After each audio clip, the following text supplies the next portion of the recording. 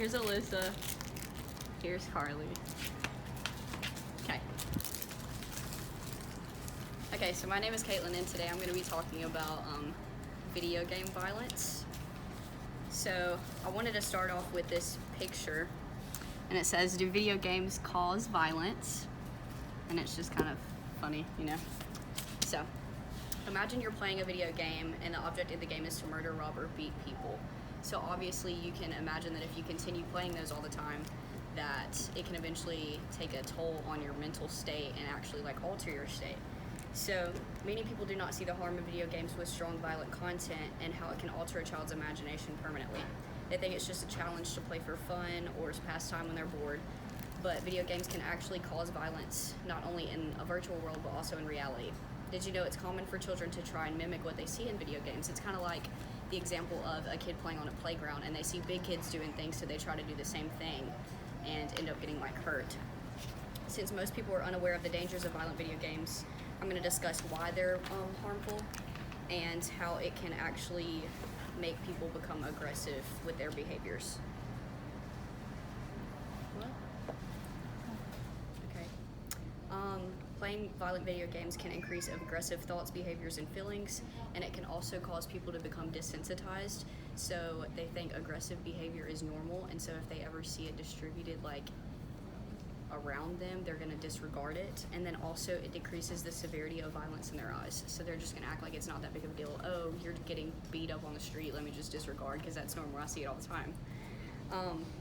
Violence in games can also decrease a player's empathy and desire to help others, so you no longer can understand people's feelings, and then you also become careless about the real world going on around you.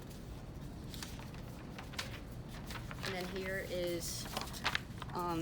here's a website that I found, statistics playing violent video games and how it can make a difference. So it talks about low hostility in people's actions versus high hostility, and then the percentage of students involved in physical fights. You can see how it goes up as violence is distributed in the games. Advances in technology also make the game resemble reality. So like with graphics have evolved, and how you get rewarded when you kill people in the game. Like people can come over the monitor and be like, "Congrats, good kill," stuff like that, "Nice shot." It makes you think that it's a good behavior, and so you want to keep doing it because it comes with a reward. Children also have really rich imaginations, so this causes the feelings to become more intense, and new brain connections are formed, so they memorize what's going on in the violent game, and they want to keep on and on and on doing it. And also, since it rewards violent behavior, you receive points, you can unlock special abilities for killing people, like new outfits, new weapons, stuff like that. And this trains players to think that rewards always come with killing or injuring other people, and it causes them to crave that reward. And then, so yeah, like a recap is going to be how video games can desensitize people. Since the video games actually like reward the behavior and you want to keep on and doing it, it can actually eventually increase the behavior in like your surrounding environment. So you're going to want to eventually mimic those actions in the game and actually do them in the real world. So that's why video games are not a good idea. And then here is a picture I found on a website as well, where it just gives you different things as to why video games are synonymous with aggression. So many video games have players playing against each other. Competition can breed aggression. Young children might try to copy what they see their favorite video game characters do. This can be dangerous. Some video games depict violence very vividly because the technology used to make the games are advanced.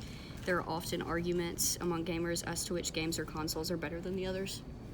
And so this just shows the different examples as to why video games can promote violence among people in actual society rather than just like the virtual world, and why this isn't necessarily, it's considered like a risk factor because it's not necessarily in every single case when it comes to people playing video games, but people with like addictive personalities and everything that strive for that reward and those types of behaviors they like to proceed in doing, it can actually be very toxic. So that's everything.